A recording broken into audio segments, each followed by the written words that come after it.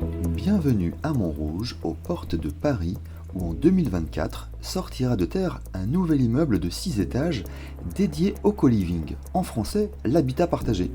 C'est en 2022 que la ville de Montrouge et le groupe Le Bosec Immobilier ont lancé un concours d'architecture pour la maîtrise d'œuvre et c'est l'agence Saoma Architecte qui l'a remporté.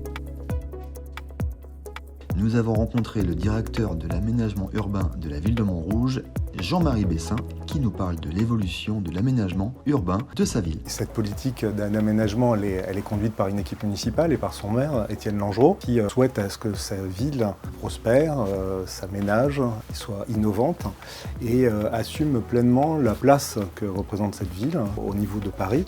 Donc c'est une ville évidemment dense, 50 000 habitants à peu près sur 2 km². Le maire promeut ce qu'il appelle la densité heureuse.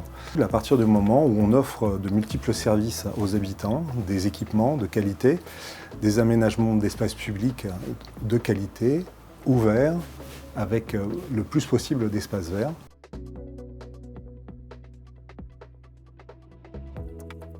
Alors l'avenue de la République est une voie et l'artère principale de la ville. Sur cette partie nord qui est effectivement en contact direct avec la ville de Paris, là on a dès à présent d'ailleurs des projets d'évolution de cette rue qui est actuellement d'ailleurs en travaux.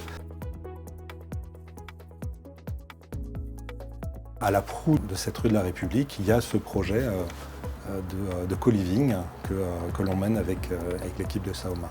Déjà, sur le contenu même de ce bâtiment, sur le programme, c'est un programme qui est évidemment innovant puisque c'est du co-living. Donc c'est cette nouvelle façon d'habiter que l'on trouve dans les villes aujourd'hui, là, et dans les villes de première couronne et dans Paris, qui répond à un besoin à la fois de se loger, mais aussi à un public très particulier. Des publics qui sortent un petit peu du cadre traditionnel du logement, donc les jeunes actifs, ça peut être aussi les seniors, ça peut être des étudiants.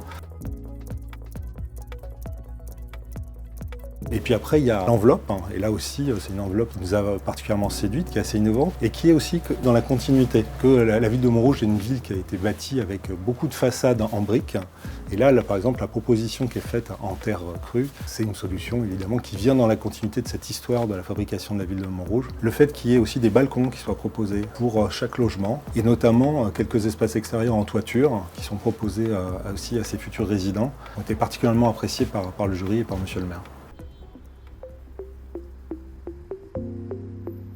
Aujourd'hui, sur tous les espaces publics, on vient rapporter de la végétalisation.